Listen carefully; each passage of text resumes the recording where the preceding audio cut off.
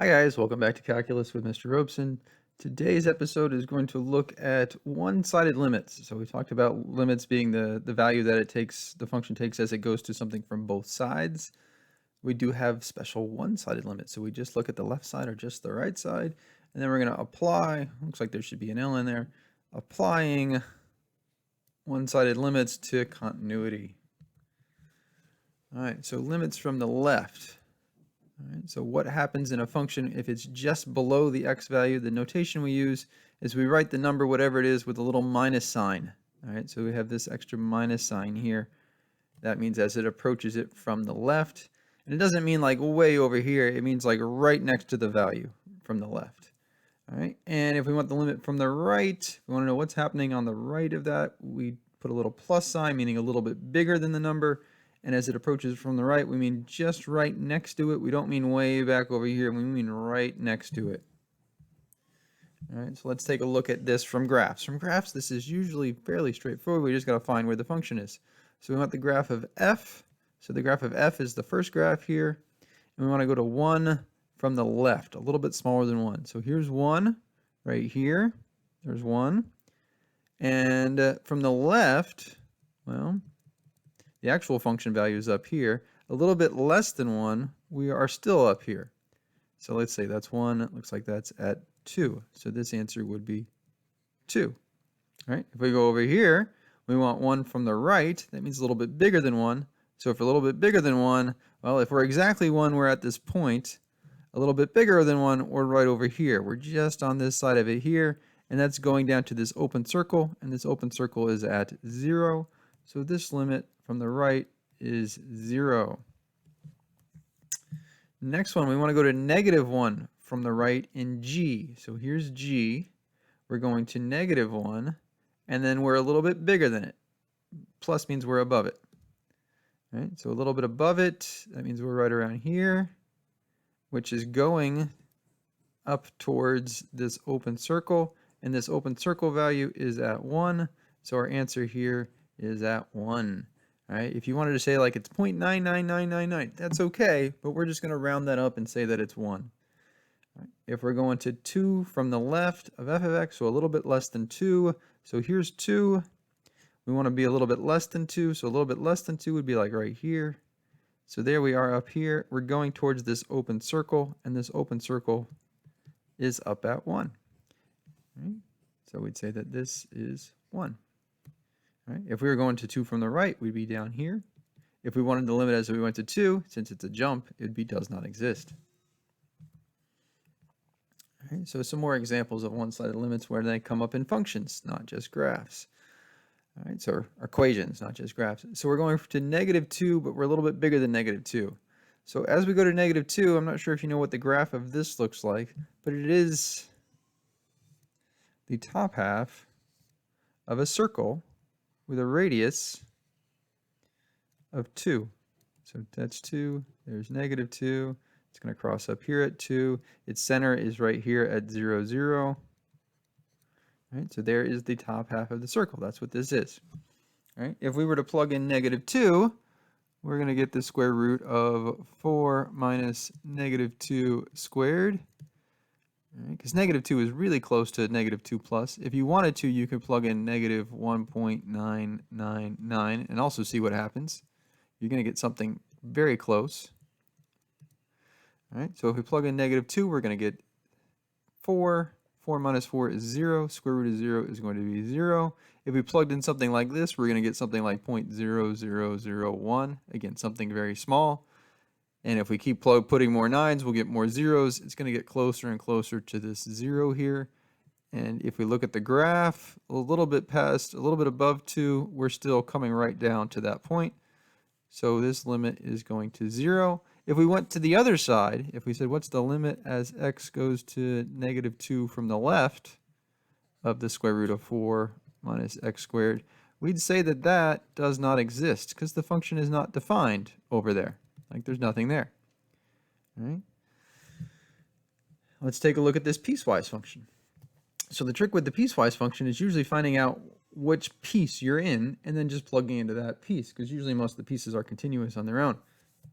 So as we go to 3 from the left, we're a little bit less than 3. So that means x here is less than 3. So x less than 3 is this guy.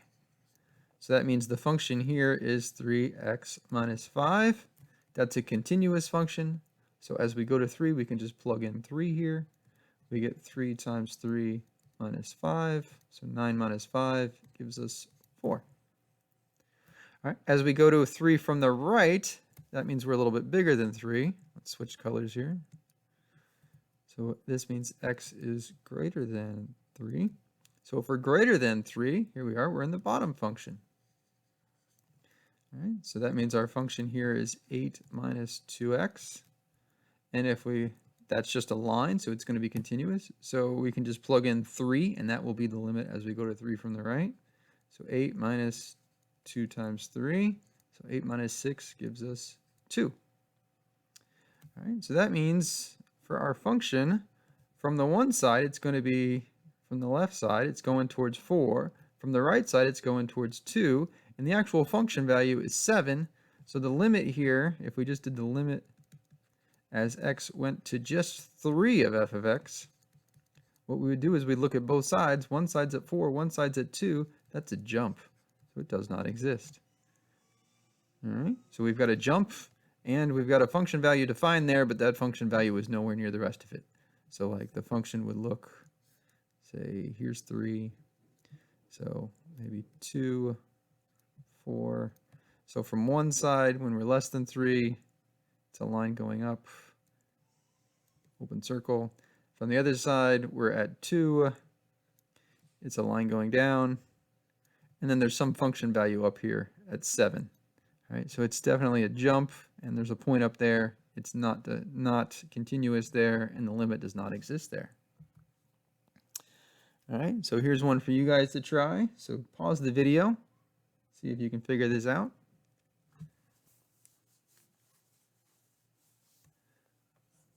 All right, so now that you've restarted and hopefully worked out the problem on your own, we're going to 3 from the right, so that means x is greater than 3, just slightly greater than 3. So we look over here, let's see, if we're less than or equal to 3, we're in the 2x minus 5. If we're greater than 3, we're in x squared plus 1. We are greater than 3, so we are in the x squared plus 1. All right, so that means our limit is basically the same, since it's continuous, as the limit as x goes to 3 of x squared plus 1. If you want to put the plus here, you can. It doesn't make much of a difference because this is a continuous function. So we plug in 3, we get 9 plus 1 gives us 10. So there's our answer, 10. All right, if we want to know if it's continuous, we'd plug in 3 over here. 2 times 3 is 6 minus 5 gives us 1. That was when we plugged in 3. So we have 1 on one side, 10 on the other side. It is a jump, so it's not continuous. All right, here's a new function you may have seen before, you may not have. This is called the greatest integer function, where we use these weird double brackets. See how they have the double brackets? It's not just a regular bracket. It means whatever number you plug in here for x, we want the greatest integer that n is less than x. All right, so for instance, if we plugged in 2.3, the greatest integer that's less than 2.3, the biggest number that's less than 2.3 whole number, is just 2. All right, the biggest number that's less than or equal to 9, well, 9 is equal to 9, so that works, so it's just 9. The biggest number that's less than or equal to negative 3.6, it's a little strange when it's negative. Negative 3 is bigger than negative 3.6, so we go down one more to negative 4. If you want, here's the graph it looks like, and this is why we call it a step function, because it's a flat and then it jumps up. Flat and jumps up one, flat and then jumps up one. So it just keeps going up by 1 each time, and that's our step. It's going up. All right, so as we go to 0 from the right, that means x is a little bit bigger than 0. So if we're at 0, there's 0 right there. A little bit bigger than 0 is going to be right here, which is this whole line here is still 0. So if we're a little bit bigger than 0, we're at 0. If we do the next one, as x goes to 0 from the left, that means x is less than 0. So less than 0, so equal to 0 is right there. Less than 0, puts us down here. So we're right at this circle value, which is at negative 1. So we get the greatest integer there would be -1. There is a jump there. All right. At any whole number, the limit here is not going to exist. So if we take the limit as x goes to 0 of our greatest integer function, our fat brackets, it does not exist because there'll be a jump. All right, so what was the point of the limits on each side? So we can put this together. If the limit as x goes to some value c is equal to L, that means the limit from both sides. All right, so from each side, we'll both have to equal L. And vice versa. So if we do the limit from each side, which sometimes we'll have to do, we'll have to look at some graphs, especially with composition functions. If the limit from each side both go to the same thing, then that means the limit is going to be that same thing, L. All right, so here's an example. So suppose the limit as x goes to 2 of f of x is 5, then find the limit from the right of 2 and from the left of 2. All right, well, if the limit is 5, that means the limit as x goes to 2 from the left is equal to 5, is also equal to the limit as x goes to 2 from the right. So that means both sides will also be 5. All right, let's take a look at another one. Suppose that g is continuous and the limit as x goes to 4 from the left of g of x is 0. Then what is the limit as x goes to 4 from the right? And what is g of 4? All right, well, if it's continuous, that implies that the limit exists. So the limit as x goes to 4 of g of x exists, and that g of 4 exists, and that those two things are equal to each other.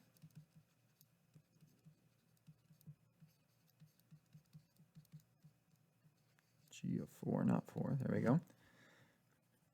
All right, well, if the limit exists, that means both sides have to go to the same value.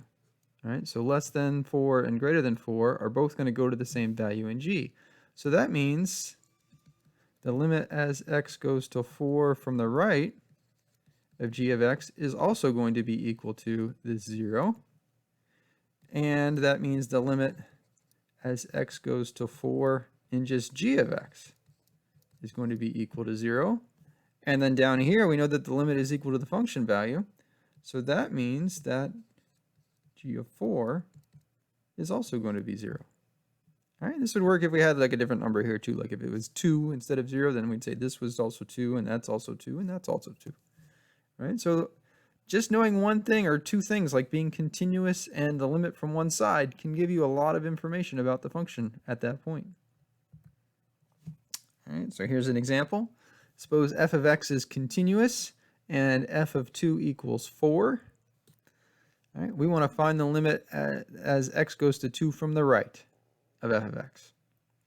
So take a second to solve this. Pause it if you need to.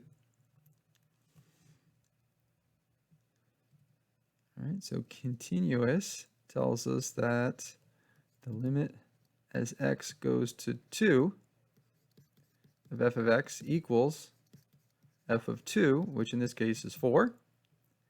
And since this limit exists and is 4, that tells us that the limit as x goes to 2 from the right or from the left, either one, is also going to be 4. So from each side, it also goes to 4. So that means our answer here is 4. All right, so some other properties of limits. We talked about this a little bit in class the other day. So if b is a real number, so just some number, and f and g are continuous functions at the point c, then the following functions are also continuous. So if we take our function f and just multiply it by a number, it does not change continuity at all. All right, so we can multiply by any number we want, it's still going to be continuous. If we take two functions and add them together or subtract them, still continuous. If we multiply them, still continuous. If we divide them, still continuous, as long as the bottom doesn't equal 0. All right, the bottom equals 0, then we've probably got a vertical asymptote there. All right, so that means all polynomial functions are continuous because they're just adding and subtracting functions that are continuous and multiplying by scalars, so it still stays continuous. Radical functions, roots, rational functions, trig functions, all right, the ones that are continuous anyway, are on their domains. So again, if we have a problem with domains, like rational function and the denominator equals 0, that's a problem with the domain, not continuous there, but everywhere else in a rational function is continuous. Trig functions, where we have vertical asymptotes, it's not continuous, but everywhere else, it's continuous. All right, so let's put some graphs together here now. What's the limit as x goes to -2 of g of x times f of x? Well, if we look at the limit in just g of x at -2, well, that's not a problem. That's right here. That's just 1. If we look at f of x at -2, that's not a problem either. That's just 0. All right, so we can say this is 1 times 0. All right, we can look at it like this. We can say it's the limit as x goes to -2 of g of x times the limit as x goes to -2 of f of x. And this was, let's see, g was negative, or g was 1, and in f it was 0. So we just get 0 times 1 is 0. That one wasn't so bad. All right, these can get a lot worse though.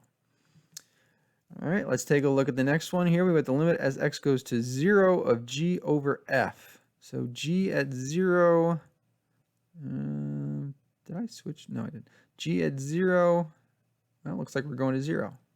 Okay, so the top is going to 0. All right, how about f? F at 0. Well, f is up here. So from each side, it looks like it's going towards 2. So the bottom here is going to 2. So we got 0 over 2. 0 over 2 is just 0. All right, so that was a look at one-sided limits and applying one-sided limits and some things that we could pick up from one-sided limits. I'm going to have to add that L in there for when I post this on the Google Classroom. So there's one more section in this, in section 1.4, and then that'll be it for section 1.4. All right, see you next time.